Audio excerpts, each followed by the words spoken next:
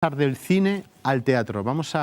Hace muy poquito se estrenaba, bueno, está circulando por toda España en una especie de itinerancia muy calculada. Se estrenaba, digo, un proyecto que se llama Main Capital, donde ocho autores vinculados a 3 grupos de teatro, Teatro de la Estación de Zaragoza, Atarantana y Teatro del Astillero, han creado una obra de teatro muy especial, una que reflexiona sobre la contemporaneidad, sobre el apocalipsis, y está dirigida por una zaragozana que vamos a recibir ahora aquí, que es Cristina Yáñez. Pero nosotros estuvimos con 4 de los autores, que son Francesc Cerro, Luis Miguel González, Raúl Hernández y Albert Tola, y ellos nos explican un poco qué es lo que han hecho, cómo han escrito la pieza y sobre todo cómo se le intenta dar un hilván. Nos vamos al Teatro de la Estación, a estos 4 autores que han redactado, como decimos, que han confeccionado esta pieza osada, comprometida, que se llama Main Capital.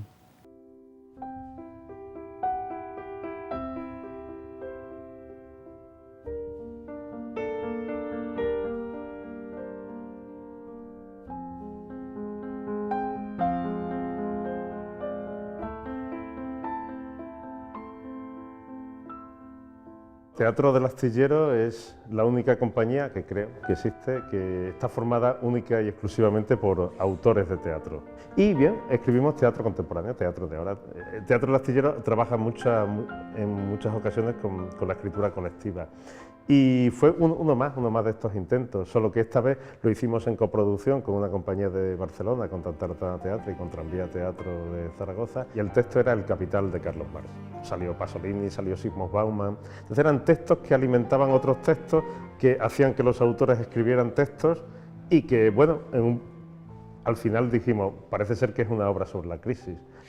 Desde la ionosfera solo se pueden ver 2 cosas a simple vista: la muralla china y el mausoleo de Lenin. En cambio... ¡No! Con más convicción. El mausoleo de Lenin. ¡Así!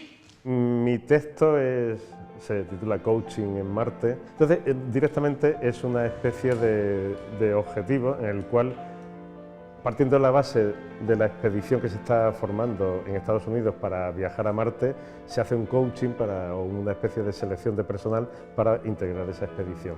Y claro, en esa expedición se está seleccionando al futuro de la especie humana.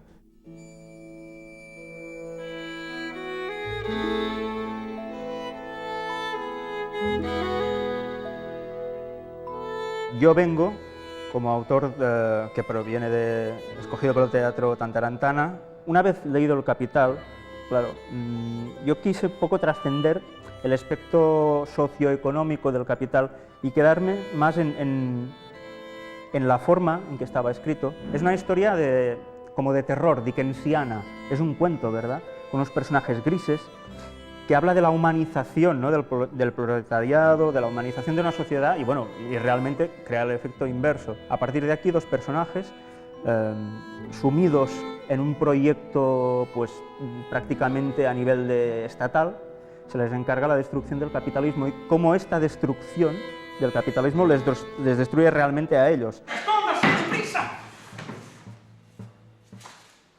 ¡No! Me está mirando. Creo que quiere decirme alguna cosa.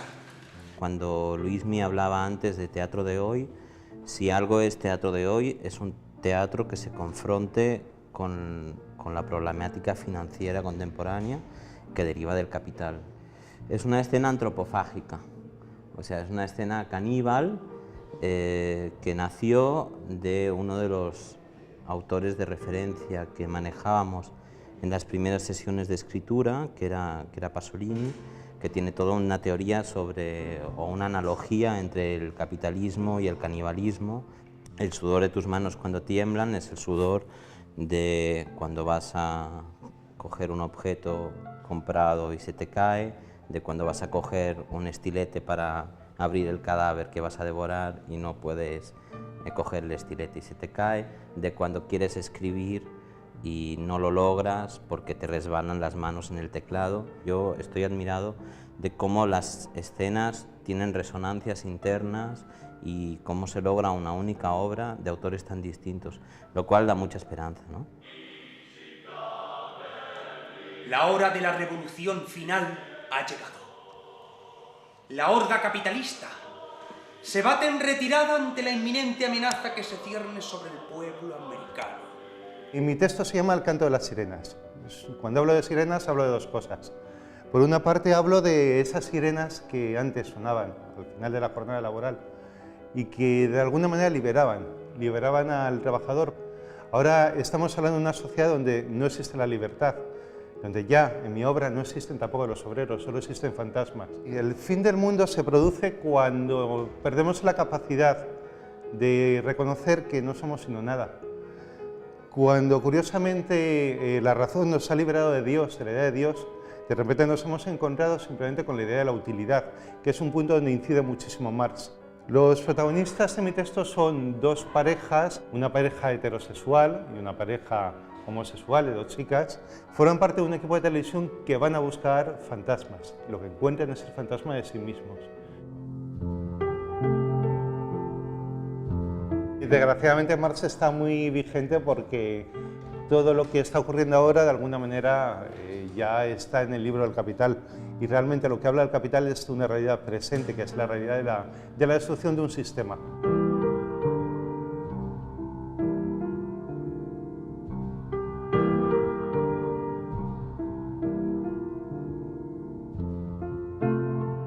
Ahí acaban de oír a los cuatro autores, que por cierto el texto se ha recogido en un volumen bueno, que se puede leer perfectamente como una pieza de teatro muy unitaria. Tenemos aquí con nosotros a la persona que ha intentado darle coherencia. Cristina Yáñez, muy buenas noches. Hola, muy buenas noches. ¿Es posible darle coherencia a 8 textos? Hemos oído solamente 4, pero sabemos un poco de qué van, tan diferentes, de tantas poéticas distintas. Hombre, no hay que negar desde luego que es complicado, porque cada autor tiene su imaginario, tiene también su temática, hay estilos diferentes, es decir, por ejemplo, hay algunos de los textos en donde se habla de cosas, de cuestiones muy cotidianas, en donde el capital está presente, donde la situación económica está presente, pero se habla de lo cotidiano, o se habla de las empresas, o del trabajo, del paro, de cosas más cotidianas. Eso además de otras temáticas con más ideología o con otras referencias, como la que podemos hablar de Pasolini, ¿no? Entonces, unir todos estos imaginarios de cada uno de los autores, siendo fieles a los autores, porque ellos lo han escrito con una intención muy clara, siendo fiel y a la vez intentando contar algo entre todos, es complicado. Pero yo he tenido una suerte, y es que yo he participado del proceso. Es decir, he estado en todas sus reuniones. Han tenido muchas reuniones a lo largo de 2 años. Nos hemos ido reuniendo en diferentes ciudades y cada uno de ellos venía con su texto, con sus notas, y la poníamos en común. De alguna manera he conocido de dónde parten sus textos, y por tanto, cuando ha habido que ordenarlo escénicamente, había algo interior que funcionaba entre unos y otros. Había frases comunes que se repetían, temáticas o elementos inquietantes, como podían ser los fantasmas, o elementos que luego aparecían en otro lugar, que permitían unir todas esas temáticas variadas y esos estilos que van desde la comedia al drama. Claro, lo que llama mucho la atención es que la idea del viaje a Marte, ¿no? Sí. La idea de como de un fin de civilización para inventar otra, ¿no? Sí, porque de alguna manera, bueno, todos los autores están en una generación que está entre 30 y 45, 47 años. Yo creo que de alguna manera es una generación que se está haciendo preguntas y de alguna manera está diciendo, no nos gusta cómo están ocurriendo las cosas. Nosotros creíamos en otra manera de hacer las cosas. No nos gusta esto, cómo funciona. ¿Por qué no inventamos o intentamos imaginar otro lugar? Claro. Y a partir de ahí, lo hemos hablado también, hay un cierto vómito de temáticas en donde cada uno de esos autores está explicando desde dónde a él le afecta la situación que estamos viviendo desde el punto de vista económico, político, social. Claro, hay una cosa que a mí me llama mucho la atención. Este es un proyecto que se gesta hace más de 2 años. Sí. Es decir, que tú acabas de recordar ahora y lo recordaban también, ¿no? Pero hace 2 años ya había esa sensación de... Porque al fin y al cabo este es un texto también, no sobre el fin del mundo, pero sobre la crisis, sobre de repente ante un tema tan importante como el capital, Sí. Aunque haya una vía Mars, etcétera, ¿no? Sí. Pero ¿ya se percibía con esta fuerza o esto fue una intuición? Yo creo que fue una intuición, yo creo que ya se percibía, ya se estaba hablando, pero no con la magnitud de la situación en la que nos encontramos ahora, ¿no? Que estamos dentro de toda esta situación de crisis. Pero yo creo que sí que fue una intuición. Hablar del capital y de lo que nos pasa con el capital y de la situación actual de la sociedad contemporánea con el capital, sobre todo de la sociedad occidental, de Europa. Y yo creo que fue una intuición. Ha sido muy curioso porque en todo este proceso, cuando los autores traían algunos de los textos, uno de ellos, de Elena Tornero, hablaba de una empresa en las alturas que observa desde las alturas a los jóvenes muy bien preparados, muy estudiosos, pidiendo trabajo y manifestándose en las calles. Todo esto y la gente manifestándose en las calles porque no tiene trabajo o no tiene futuro. O no les gusta lo que ven. Casualmente, tiempo después, un año después, surgió el movimiento 15M. De alguna manera, esto que puede parecer que nosotros lo hemos utilizado ha sido justamente lo contrario. De repente descubrimos, esta misma autora descubrió que bueno, había creado ese universo que justamente... Bueno, yo creo que sí que ha habido una intuición, porque yo creo que el teatro siempre ha hablado de la sociedad y hay una reflexión sobre la sociedad inevitable y los autores y los dramaturgos. Oye, hace unos días escribías un artículo, arrancabas hace unos días en unas páginas de opiniones de Heraldo, hacías un artículo donde reflexionabas un poco sobre el capital, pero sobre todo hablabas del compromiso, de la creación. Parece que todo estaba como muy hilvanado, ¿no? Y a la vez parece que entonabas un canto a la esperanza, ¿no? Hombre, y a la defensa de la cultura, vamos. Por supuesto, es decir, que a lo mejor tendríamos que empezar a plantearnos, o de hecho ya hay gente que se lo está planteando, otra manera de plantear la cultura, no porque la cultura en sí misma esté, pero sino ¿por qué no trabajamos el día a día? ¿Por qué no trabajamos en la colaboración, en la cooperación? ¿Por qué no de alguna manera retomamos la esencia misma de lo que la cultura significa en la sociedad, como un bien, un patrimonio del ser humano, que reflexiona, que nos hace mejores, que nos hace más tolerantes,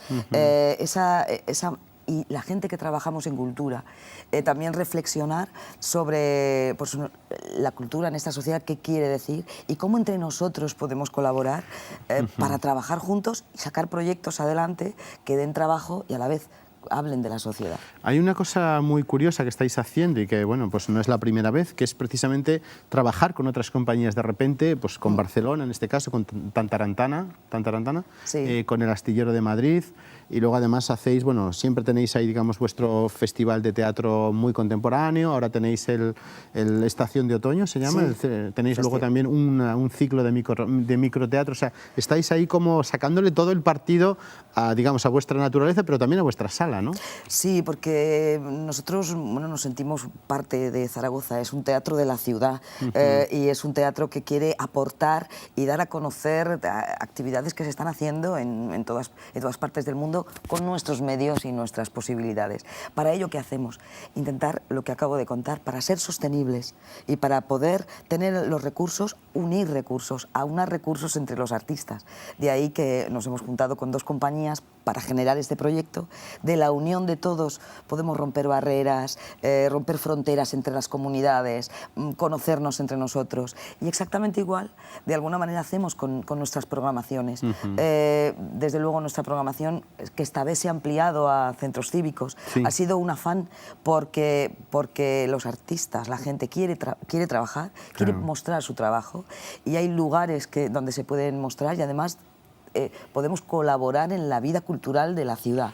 Claro, ya veis, te interrumpo un segundito porque es importante, nos queda poco tiempo, es importante que creo que son, digamos, el Estación de Otoño, son 17 espectáculos que empezaban a finales de octubre y estaremos hasta mediados de diciembre. Efectivamente. Y hay en total 17 espectáculos distribuidos en 6 lugares de Zaragoza. Espacios, el Teatro de la Estación, Luego el Teatro de la Estación Vía 2, que es una pequeña sala anexa que bueno, a veces abrimos para espectáculos de muy pequeño formato, muy íntimos. Lo que se llamaría ahora el microteatro, que en Madrid se ha puesto muy de moda, ¿no? Efectivamente, una de esas 8, actividades 9, 10 que se van a hacer, espectadores, ¿no? Se va a hacer microteatro dirigido por Santiago Meléndez, que son pequeñas obras de teatro de 10 minutos de duración para un público máximo de 10-15 personas. Y luego tenemos otros espectáculos de teatro, de danza, comedia, drama en 4 centros cívicos de la ciudad. En ese afán de llegar al ciudadano, tenemos que hacer porque el ciudadano participe de la cultura y por acercar el teatro a todo el mundo. Oye, en un plano estrictamente personal, Cristina, tú eres una actriz muy reconocida en la ciudad, muy buenas, no solo en la ciudad. ¿Dónde te sientes más cómoda? ¿Como actriz o de repente aunando los esfuerzos de 8 autores? Es decir, ¿dónde estás más cómoda? ¿Dirigiendo, interpretando, produciendo, supervisando? Bueno, yo... desde luego mi primer oficio en este mundo ha sido el de actriz y evidentemente es en el que yo bueno, pues tengo más recorrido y más desarrollo. Ahí me siento muy cómoda. Sin embargo, yo creo que por un proceso personal de reflexión, de análisis, de búsqueda, de buscar también tu propio lenguaje, de explicar las cosas, pues he llegado a la dirección de escena, que te obliga a un trabajo quizá más intelectual, pero a la vez de plasmar, donde tienes que trabajar también con otros gentes, que son autores, técnicos, actores, conducirles para entre todos crear un espectáculo, y es un trabajo apasionante que estoy descubriendo y que me encanta también. No te he preguntado, me gustaría que recordaras a los actores, sino a todos de Main Capital, porque algunos además son de aquí, tienen una gran trayectoria y me gustaría que citaras sus nombres. Los actores han trabajado, no es una obra fácil para los actores porque tienen que cambiar de personaje en segundos y hacen cada uno de ellos 5 y 6 personajes en un ritmo tremendo, y los 5 actores son 2 actrices de Barcelona, que son Laia Martí y Teresa Urroz, 2 actores aragoneses, que son Ana García y Alfonso Pablo, y un actor que proviene de Madrid, que es Daniel Martos, que a su vez es uno de los autores del espectáculo. Bueno, Alfonso Pablo, que está muy vinculado a muchos programas de esta casa, sobre todo Aragón Televisión. Excelentes actores y hacen un trabajo maravilloso. Yo les agradezco. Parte de todo ese trabajo que se ve en escena proviene de ellos. Pero recuérdanos un poco cuál va a ser la gira. Hemos Zaragoza, Barcelona, Madrid. Ahora estamos actuando en Barcelona, estrenamos hace unos días. Vamos a estar todo el mes de noviembre en Barcelona y luego sí que nos vamos a Madrid. Vamos a estar programados en Madrid en la Sala Cuarta Pared durante el mes de enero, y también vamos a visitar otras ciudades. Nosotros siempre hacemos una gira por las salas alternativas de España. Vamos a estar en Sevilla, vamos a estar en Galicia, vamos a estar en Santander, vamos a estar en lugares, en Valencia seguramente, y por supuesto también, bueno, pues a partir de ahí ya surgirán otros proyectos, ¿no? Pero nosotros intentamos hacer un espectáculo y por lo menos que tenga una vida de 6, 7, 8 meses de gira, porque así se hace sostenible, que es lo que yo defiendo. Pues ha sido un placer, Cristina, enhorabuena por este proyecto, por todo el trabajo que estáis haciendo en Teatro de la Estación y sobre todo por esta defensa de la colaboración, de la cooperación y de la creación, muy amable, y del compromiso. Sí, desde luego, eso también es importante. Muchísimas gracias. Y vamos a seguir hablando un poco de compromiso, un director de cine español que es un poco caracterizado por su defensa, digamos, de la libertad, por su, yo creo que por su intensidad y también por su compromiso, es Benito Zambrano. Acuérdense de Solas, luego de Padre Coraje, y ahora acaba de adaptar al cine la novela La voz dormida de la inolvidable Dulce Chacón. Saben que cuenta historias de gente represaliada durante la posguerra, sobre todo aquí a través de 2 papeles espléndidos interpretados por María León y por Inma Cuesta. Y Benito Zambrano estuvo hace muy poquito en el ciclo La Buena Estrella, conversó con nuestra compañera Ana Catalá y esto fue lo que le dijo. Oímos a Benito Zambrano. Te quedarás una semana a prueba. Gracias, señora. Y que nadie se entere de que tienes una hermana presa, si no tendré que echarte. Se les acusa a todas de auxilio y adhesión a la rebelión, desórdenes y crímenes diversos. El germen de la película es el libro, La voz dormida. Y bueno, fue un libro que me dejó una amiga y me pareció fantástico cuando empecé a leerlo, descubrir el mundo de la represión de las mujeres en el primer franquismo, ¿no? Y nada, un día leyendo el final de la segunda parte del libro, se me vino la película en la cabeza. Digo, aquí, esta película la quiero hacer yo, ¿no? Entonces hablé con la escritora y me dijo, Benito, aquí tienes el libro, haz lo que tú quieras con él, porque ella le hacía mucha ilusión que yo hiciera una película sobre su novela. En este caso es el libro el que me lleva a esa historia, esa parte de la historia, el que me enseña una parte de la historia de este país que yo conocía poco. Es como esas historias que tenemos ahí guardadas bajo candado de la historia de este país que no queremos ver, que son los trapos sucios que a veces intentamos meter bajo llave, pero que cuando te das cuenta abre, todavía siguen oliendo, sí, todavía nos duele. Y a mí me parece interesante hacer una película sobre esa etapa, esa época, porque hace falta conocerlas. Hombre, desde el punto de vista de los que perdieron la guerra y los herederos que perdieron la guerra y los que sufrieron el franquismo y la posguerra, para ellos no es fácil cerrar las heridas, sobre todo si nadie les reconoce, si nadie les mienta, si nadie les da la palabra, si no se habla de eso. Tú camina conmigo, como si fuéramos amigas. ¿Qué pasa? ¿Quién es usted? Los documentos y el dinero están cosidos por dentro, ponte. Pues que el maldito partido se busca otra leche. Tú eres la Pepita, ¿verdad? No mire que ustedes los comunistas sois todos unos frescos. Hablando con Julián Casanova, él daba unas cifras, ¿no? Cuando yo le preguntaba, no, cuando termine la guerra civil, ¿cuánta gente había detenida? Y dice, no, es imposible saberlo, pero posiblemente hubiera en torno a 500.000 personas en campos de concentración, campos de trabajo, cárceles, calabozos, comisarías, porque a la mujer se le quiso machacar, humillar especialmente por el tema de haber intentado en la República haberse igualado al hombre, haber luchado por sus derechos. Eso no lo consintieron nunca. Bueno, pues aquí hace 40, 50 años estaba pasando eso, ¿no? Entregue la niña por las buenas, si no se la quitaremos por las malas. Tu marido y algunos más han logrado escapar. Se bajan de la sierra esta noche. ¿Cómo está, cuñadita? ¿Tú qué haces aquí? ¿Tú estás loco? La historia trata, pues, en ese contexto de el primer año de la posguerra, si estamos en invierno del 40 aproximadamente, en un contexto Madrid, años 40, frío, invierno, es decir, un momento de terror, de pánico para los que habían perdido la guerra, una España gris, oscura, hambrienta, inculta. Y en ese marco pues está la historia de estas dos hermanas, Pepita, Hortensia, María León y Inma Cuesta, actrices, que, bueno, toda la ilusión que viene con esta niña que viene a Madrid es para intentar ayudar a su hermana y ocurre pues una historia preciosa de amor entre estas dos hermanas y cuenta también la historia del sufrimiento de las presas y también de la dignidad de las mujeres que estaban presas y cómo ellas, a pesar de todo, seguían todavía luchando dentro de las cárceles porque todavía soñaban en aquella época que cuando terminara la Segunda Guerra Mundial vendrían los aliados a salvarnos, a llevarse a Franco y a dejarnos otra vez con nuestra democracia y con nuestra república. Es una película de dolor y de emoción, una película tierna y por momentos tiene sus puntitos de humor y por momentos tiene momentos de dolor, pero bueno, como la vida misma. ¿Cómo se te ocurre mencionar el nombre de mi hijo una sola vez en tu puta vida? Yo mismo voy a venir a buscarte. Yo no conozco a nadie. Ellas han hecho un trabajo serio, riguroso, intentamos sobre todo que la película fuera muy verdadera, es decir, con un trabajo serio de investigación, de conocer bien de qué estábamos hablando y de compromiso con lo que estamos haciendo. Ellas adquirieron mucho más allá de su trabajo meramente profesional. Claro, el cine que yo hago es el que me sale.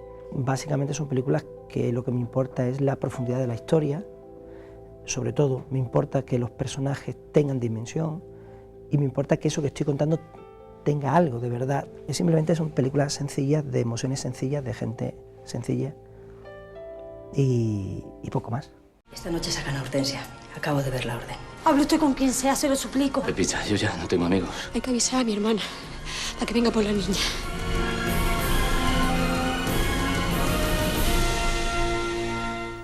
No sabemos si nuestro invitado, el que despide hoy el programa, que es Leo Susana, ha encontrado a su chica. En todo caso, tiene una razón más para encontrarla.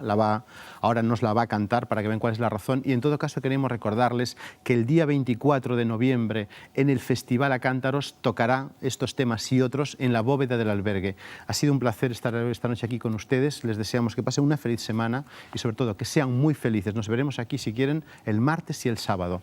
Adiós.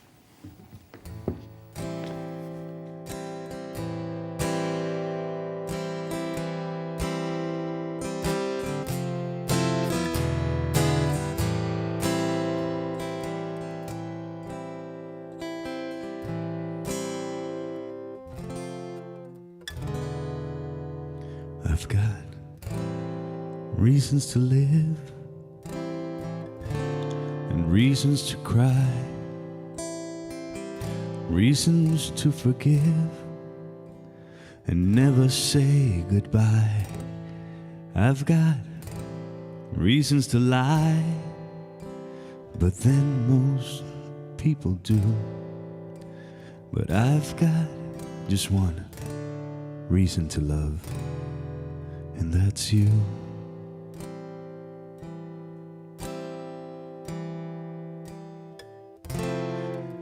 I've got reasons to hurt and reasons to smile, reasons to deserve that kiss that drives me wild. I've got reasons to be shy, but then most people do. But I've got just one reason to love, and that's you.